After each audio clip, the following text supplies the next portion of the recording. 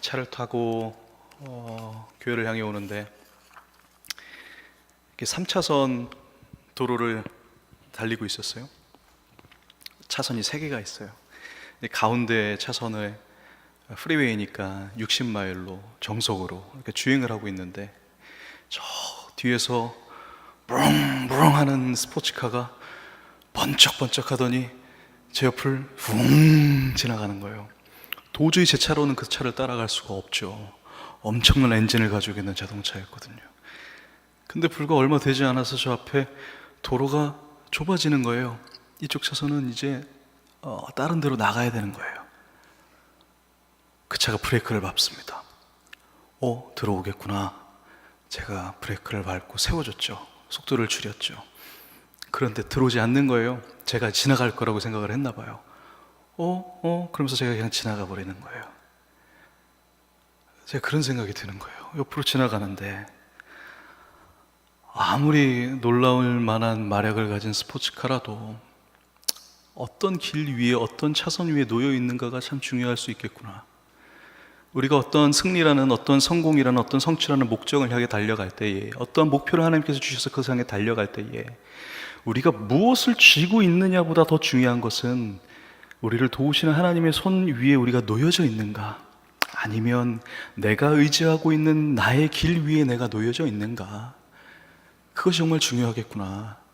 아무리 놀라운 붓이라 하여도, 아무리 탁월한 몽땡땡이라는 펜이라 하여도 그것이 명필의 손에 들려있지 않으면 아무런 가치가 없어 보이듯이, 아무리 오래되고 낡아 허름한 붓이라 해도 명필의 손에 붙들려 아름다운 글씨를 써내려갈 수 있는 도구가 된다면 그 사람에게 붙들려 있는 펜이기 때문에 그 가치가 빛날 수 있겠구나. 여러분의 삶이, 저의 삶이, 오늘 하루에 우리에게 주어진 시간들이 하나님의 손길과 하나님의 도우시는 그 길 위에 우리가 놓여져 있기를 축복합니다. 오늘 이스라엘 백성, 오늘 본문에 나타난 이스라엘 백성들의 모습이 어쩌면 그와 같습니다. 애굽의 땅에서부터 출애굽해서 탈출해서 하나님께서 약속하신 젖과 꿀이 흐르는 가나안 땅으로 가게 됩니다. 광야 생활을 거쳐서 드디어 가나안 땅에 도착했어요. 하나님이 그토록 약속하셨던 그 땅 위에 이스라엘 백성이 애굽에서부터 광야를 지나 죽음의 문턱을 이르러 결국 가나안 땅에 도착했는데 그 결말이 뭐죠? 오늘 본문 39절을 함께 보실까요? 오늘 39절에 보면 이렇게 되어 있어요. 그들은 그들의 행위로 더러워지니 그들의 행동이 음탕하도다. 망했어요. 하나님 보시기에 악해졌어요. 이스라엘 백성의 목표는 어쩌면 가나안 땅에 들어가는 것이었는데, 가나안 땅에 들어가는 것보다 중요한 것이 무엇이었냐면 그 땅에서 어떻게 살아가느냐였다는 거예요. 하나님의 목표는 가나안 땅에 들어가는 것에 있지 않았을 수 있다는 거예요. 그들의 목표는 그 땅에 들어가 젖과 꿀이 흐르는 곳에 더 이상 우리가 굶주려 하지 않고, 더 이상 먹을 것에 우리가 목매하지 않고, 풍요와 풍족과 많은 것들을 누리며 이제 행복한 나라들을 사는 것이 그들의 목표였을지 몰라요. 하나님께서 약속하신 언약의 땅이라는 그 의미는 어쩌면 이스라엘 백성들에게 안락한 그런 생활이었을지 몰라요. 그런데 그런 생활들, 거기서 끝났을 때 이의 결말은 그들의 음탕함으로 하나님의 진노를 살 수밖에 없는 상황이 됐다는 것이죠. 41절을 보실까요? 41절을 우리가 함께 봉독해 보실까요? 시작. 그들을 이방 나라의 손에 넘기심에 그들을 미워하는 자들이 그들을 다스렸도다. 여러분, 하나님이 결국 이 일을 위하여 이스라엘 백성들을 40년 동안 광야를 지나게 하시며 젖꿀이 흐르는 그 가나안 땅에 정복하게 하시며 그 땅에 주인으로 자리 잡도록 하신 결말이 이것은 아니었을 거라는 거예요. 여러분, 이 사실에서 우리가 오늘 한 가지 중요한 교훈을 깨달아야 합니다. 우리가 갖고 있는 목표가, 하나님께서 우리에게 허락하신 어떠한 목표와 성취와 우리의 꿈과 뜻들을 이루기 위하여 전진할 때에 정말 중요한 것은 무엇이냐면 내가 무엇을 가지고 그것을 취하느냐가 아니라, 내가 어떠한 방법으로 그것을 취하기 위해 내 삶을 애를 쓰며 몸부림치며 나아가느냐가 아니라, 그것을 허락하신 하나님의 뜻이 무엇인지를 묻고 하나님께서 예비하신, 하나님께서 우리를 위해 열어놓으신 그것이 40년이라는 돌고 도는, 어떻게 보면 시간을 낭비하는 것 같아 보일지 모르는 과정일지라도 하나님이 원하시는 길 위에 내 인생이 오늘 놓여지게 하여 주시옵소서. 분명히 하나님이 약속하신 가나안 땅이라는 목적을 내 눈앞에 두셨으나 이것을 취하는 것은 하나님께서 이미 약속하신 허락하신 일이기 때문에 이것을 취하는 것이 중요한 것이 아니라 저기로 하나님 나를 이끄실 텐데, 하나님이 원하시는 오늘의 발걸음의 한 걸음 한 걸음 과정이 내 삶 가운데 펼쳐지게 하여 주시옵소서. 그 고백이 하나님이 원하시는 오늘 하루의 삶이라는 것입니다. 약속의 딸을 얻어내는 것보다, 가나안 땅을 취하는 것보다 더 중요한 것, 그 땅을 취하게 하신 하나님의 뜻을 이루며 하나님의 마음을 깨달아 알아들이는 것이 중요하다는 것입니다. 그 믿음의 유산을 지켜가며 계속 전승하고 지키는 게 중요하다는 거예요. 여러분 비즈니스를 해보셨잖아요. 비즈니스에 있어서 가장 중요한 게 뭐죠?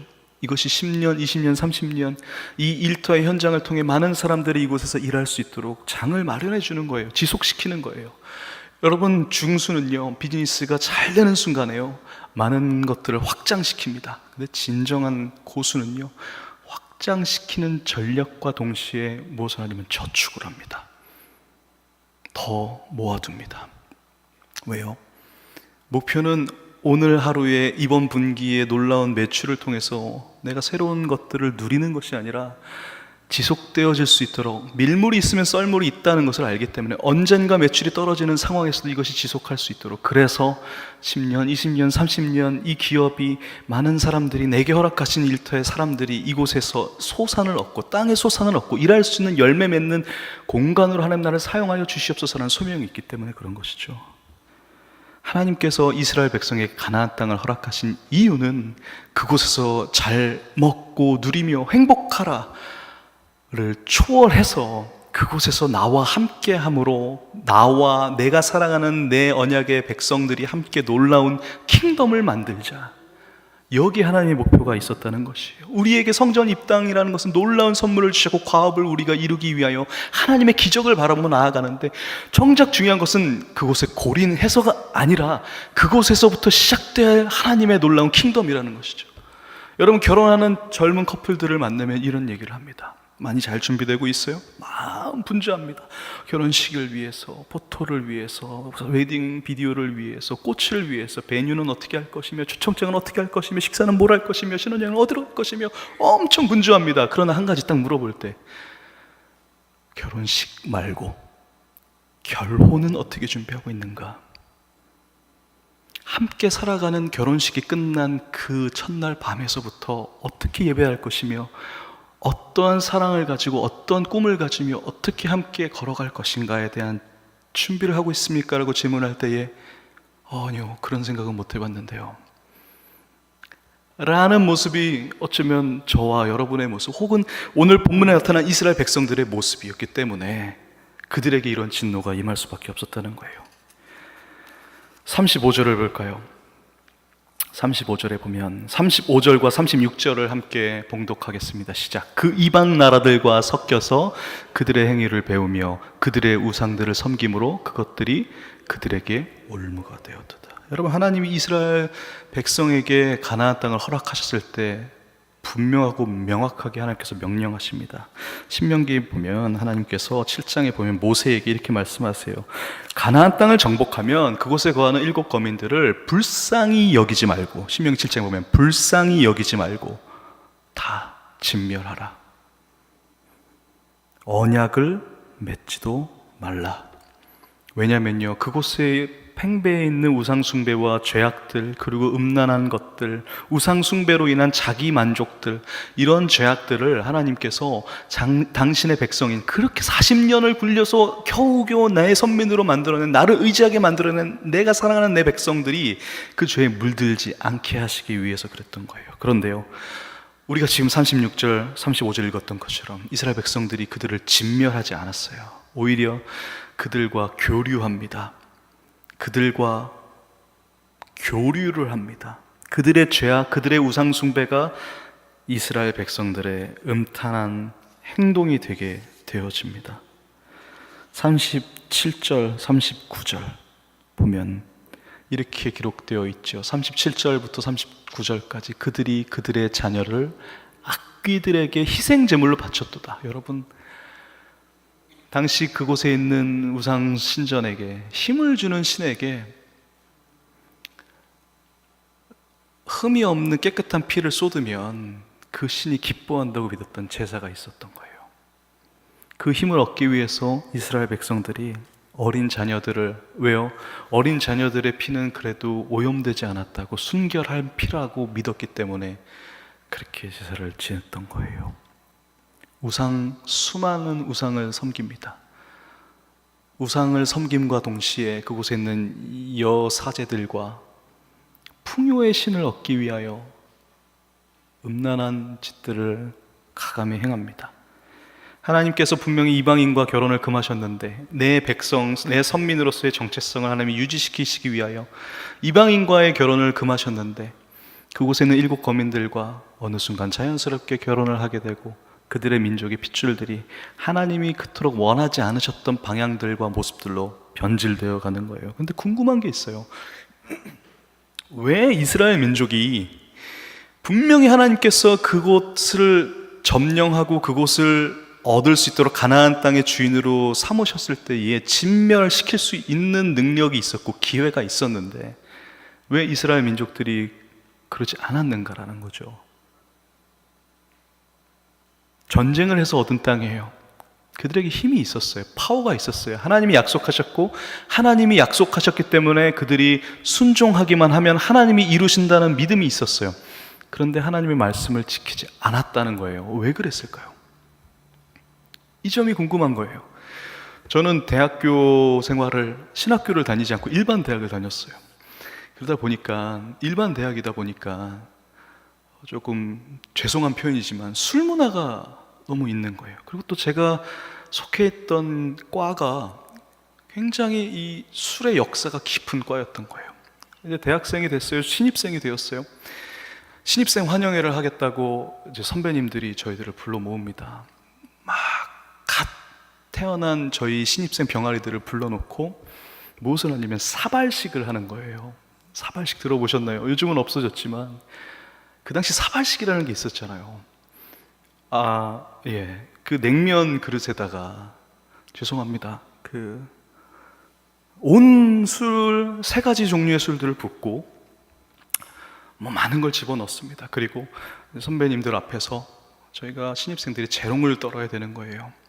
그리고 구호를 외치고 단숨에 들이키는, 그걸 다 들이키면 신입생으로 받아주는 거예요. 그 과에서. 근데 제가 그 당시에 찬양 인도를 했던, 정말 하나님 앞에 나름 신실했던 청년으로서 하나님께 나아갔던 모습이라고 사람들이 아마도 그렇게 비춰졌던 것 같아요. 저는 고등학생 때부터 하나님께 헌신했고 서원했거든요. 목회자로 서원하진 않았지만 전문인 사역자로서 하나님, 내가 세상 가운데 탁월한 사람이 되어서, 하지만 이 탁월함을 주신 분이 하나님이심을 인정하며 사람들 앞에 하나님을 높여드리는 사람으로 살겠다는 그런 서원하는 마음으로 살아가는데 첫 번째 딱 난관이 펼쳐진 거예요. 이걸 어떻게 해야 될까? 제 순서가 다가옵니다. 제 앞에 했던 동기가 얼마나 멋있게 했는지 몰라요. 얼마나 멋있게 구호를 외치고 단숨에 벌컥벌컥 들이키는데 선배들이 환호를 하고 박수를 치고 그 박사촌이라는 이름의 그 허름한 그 술집에서 얼마나 그 열기가 뜨거웠는지 몰라요. 제 차례가 되는데 어떻게 하면 좋을까? 어떻게 하면 좋을까? 여러분 죄송합니다. 여러분 정말 죄송합니다. 제가요 이겨내지 못했어요. 실패했어요. 그런데 하나님의 섭리인 것 같아요. 제 바로 다음번에 있었던 동기가 순서가 됐는데 그러는 거예요. 저는 하나님을 믿기 때문에 술을 안 마십니다. 그런데 선배들의 첫 번째 반응이 놀라워요. 뭐라고 그러냐면, 야, 컨셉 좋다. 장난한 줄 한 거예요. 야, 컨셉 좋다, 멋있다, 분위기 좋은데 더 해봐. 저는 예수님이 저의 주인이시기 때문에, 예수님을 사랑하기 때문에 제가 이걸 하지 않겠습니다. 점점 분위기가 험악해지는데 제 안에 가슴이 뜨거워지는 거예요. 너무 부끄러운 거예요. 도망가고 싶은 거예요. 내가 그렇게 했어야 되는데, 내가 그렇게 했어야 되는데. 여러분, 우리 삶에 보면 직장 생활을 하다 보면 그런 순간들이 있지 않습니까? 예수 믿는다는 것이 우리 안에서는 너무나 아름답고 좋고 내가 전도사라는 것이, 내가 집사라는 것이, 내가 중직자라는 것이 너무나 영광스럽고 하나님께 감사하지만, 때로는 크리스천이 아닌 문화 속에 들어가면요, 그 속에 딱 내가 낙동갈 오리알처럼 딱 남겨지면요, 교회 다닌다는 것을 숨기고 싶은 순간들이 혹시 있지 않으십니까?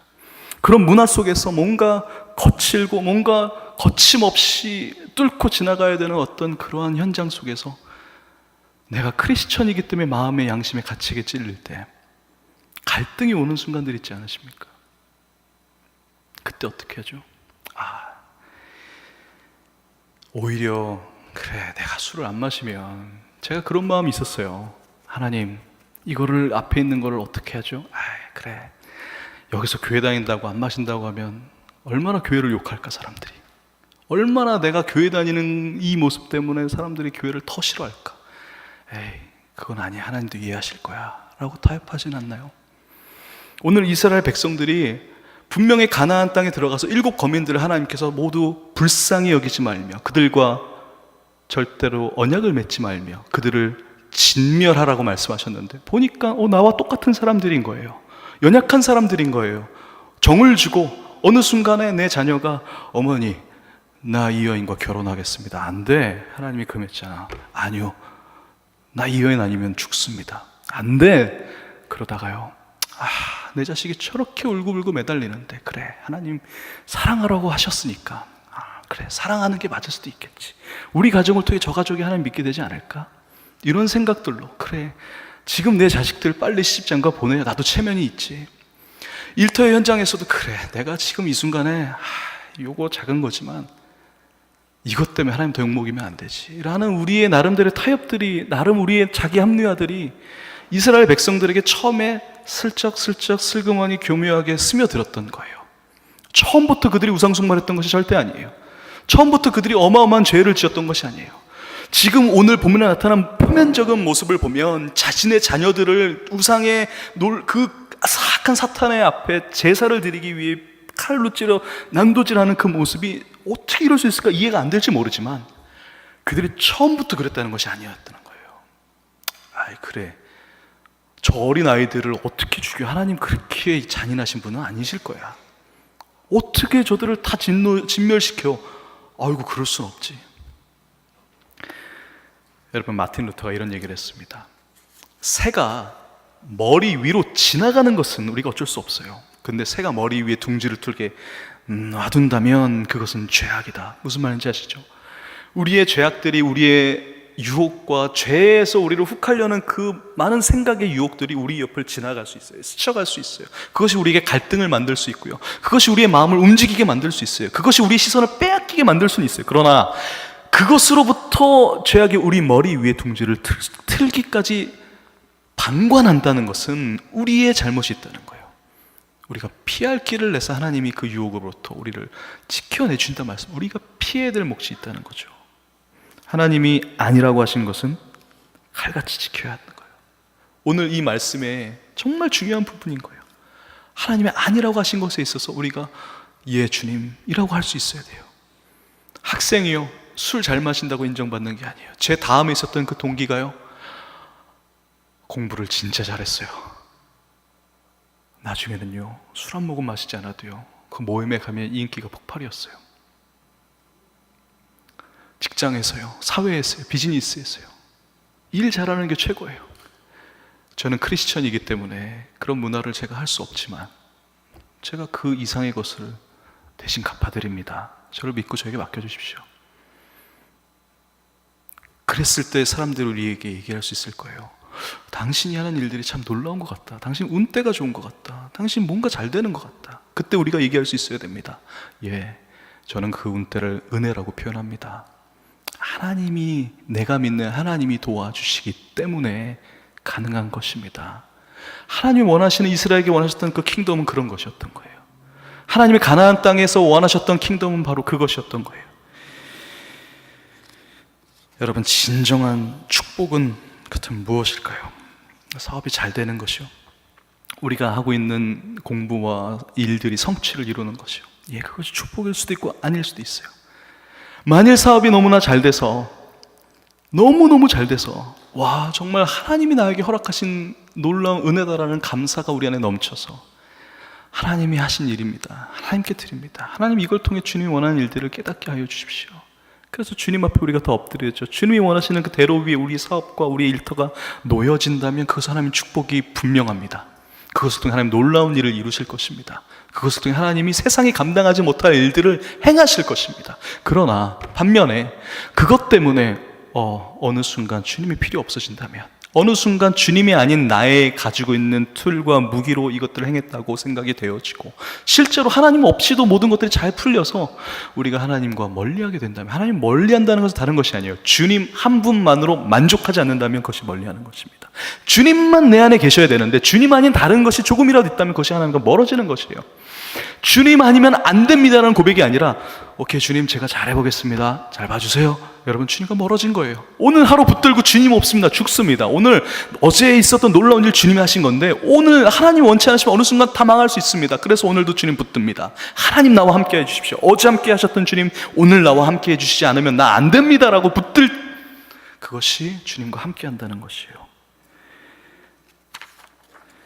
넘어질 수 있습니다. 우리가 잘못해서 하나님이 고난을 허락하시기도 하지만 오늘 말씀처럼 때로는요 우리의 잘못 없이도 우리가 고난을 받을 수가 있어요. 오늘 본문에 보면 38절에 보면요, 38절 한번 보실까요? 무죄한 피 곧 그들의 자녀의 피를 흘려 가나안의 우상들에게 제사함으로 그 땅이 피로 더러워졌다. 여러분 보세요, 무죄한 피.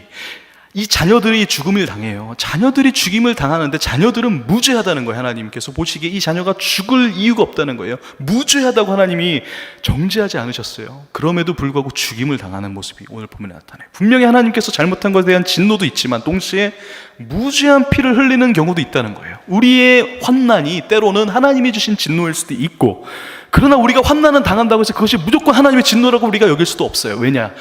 무죄한 피를 흘려 그 땅이 더러워질 수도 있다라고 하는 동시에 말씀하시기 때문에 중요한 것은 무엇이냐면 왜 이런 환난이 나에게 왔느냐, 이것을 성찰하는 것도 중요하지만 더욱 중요한 것이 있어요.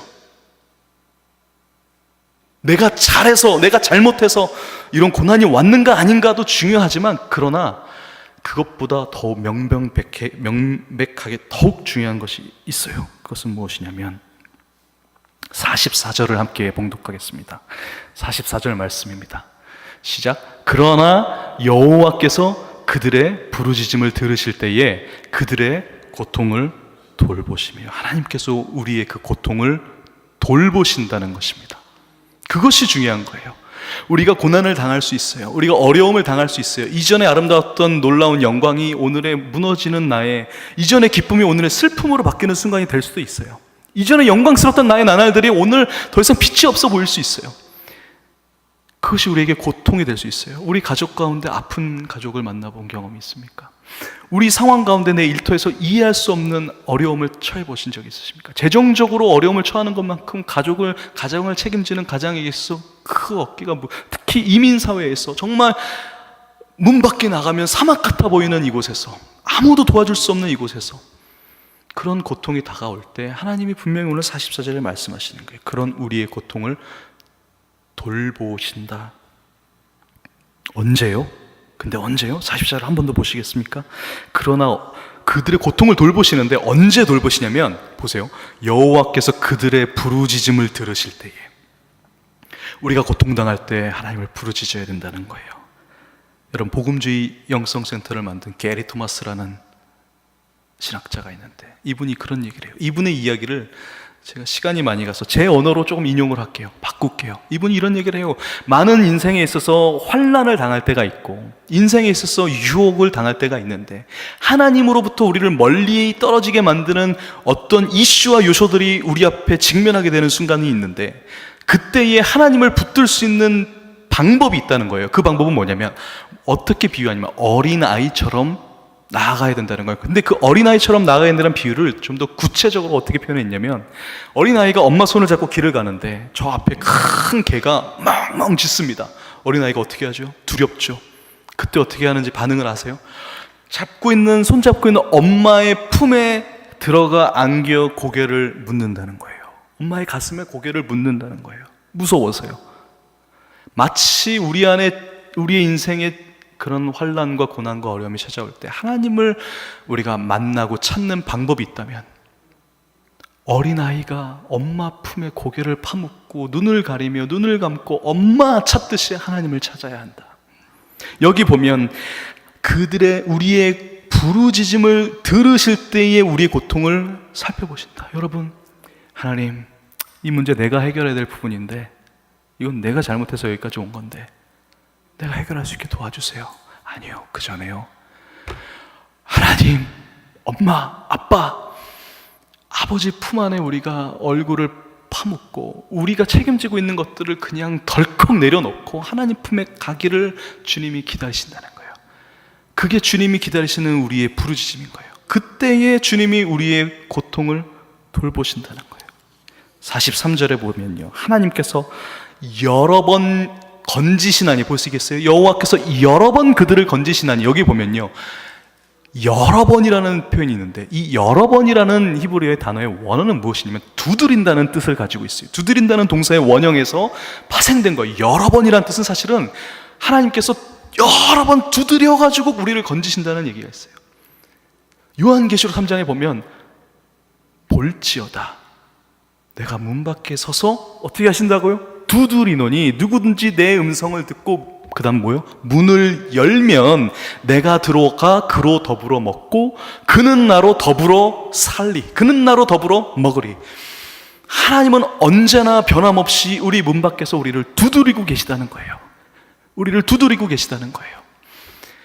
어젯밤에 말씀을 준비하고 있는데 밤이 좀 늦었어요. 12시가 넘었어요.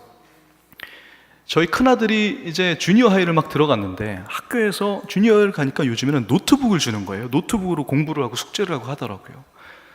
잘 모르니까 그동안 열심히 하나 보다 늦게까지 숙제를 하고 있어요, 항상.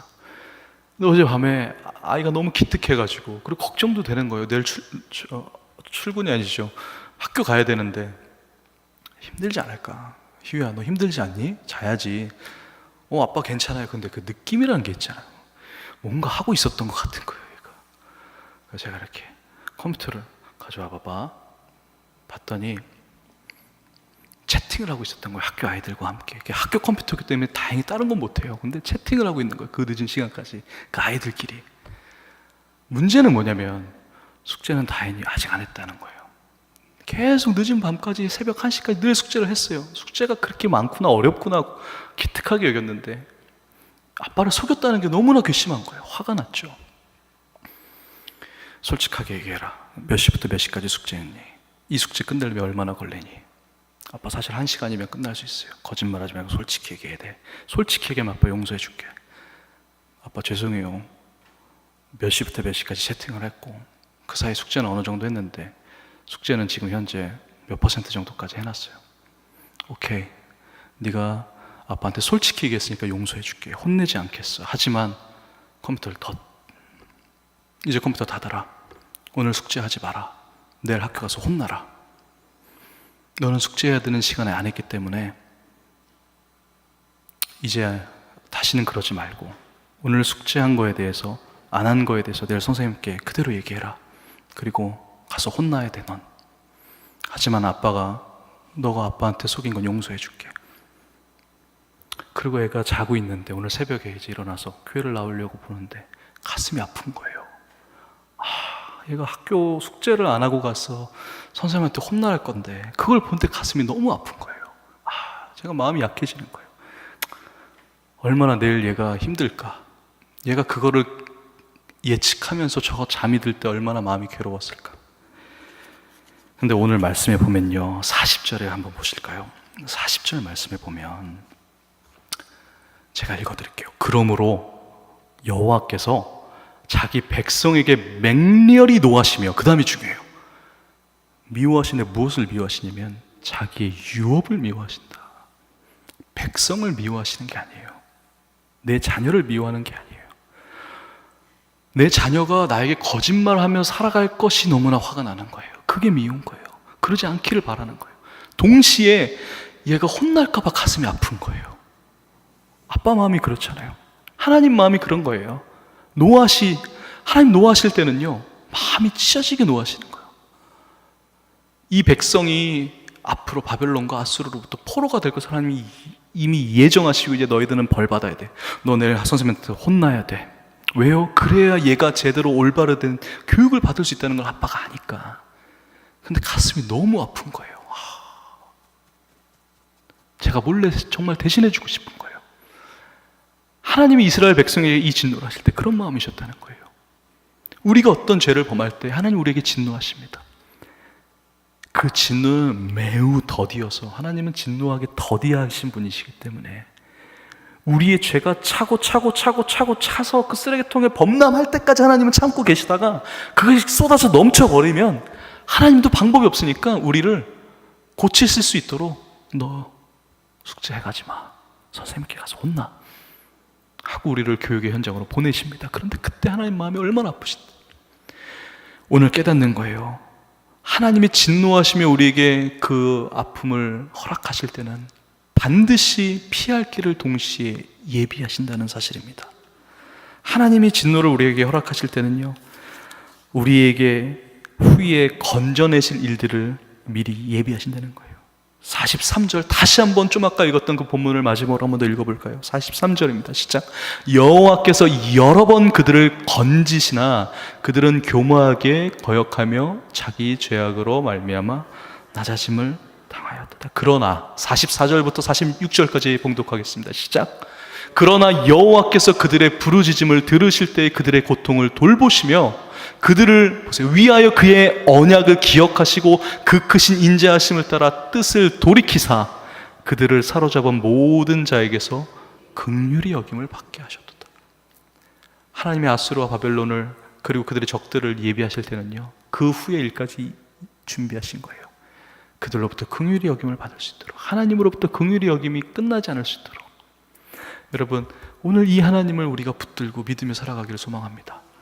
우리를 향한 하나님의 마음을 오늘 한 번 더 깨닫고, 그래서 오늘 우리가 걸어갈 때 우리의 힘으로는 해결할 수가 없어요. 우리의 힘으로는 이겨낼 수가 없어요. 우리의 힘으로는 이 차고 차 있는 것들을 씻겨갈 수가 없어요. 그래서 예수 그리스도의 피가 필요한 거예요. 그래서 보혈이 필요한 거예요. 그래서 십자가가 우리에게 필요한 거예요. 그래서 주님이 없으면 안 되는 그 가난한 마음이 우리에게 임하여질 때에, 가난한 심령이 가난한 자는 복이 있나니 천국이 저 있고, 우리의 그 가난한 마음은요, 하나님이 없으면 안 되는 그 가난한 마음이에요. 우리의 지갑에 돈이 차고 있든 우리의 집이 크든 우리의 재산이 있든 없든 상관없이 우리의 마음 안에 하나님이 없으면 안 됩니다라는 그 절박한 마음이 가난한 마음이라는 것인데, 그 가난한 마음을 붙들고 오늘 하루 우리가 주님을 의지하며 그 아버지의 품을 경험하며 살아갈 때에 우리를 향한 하나님의 놀라운 뜻이 이루어질 줄 믿습니다.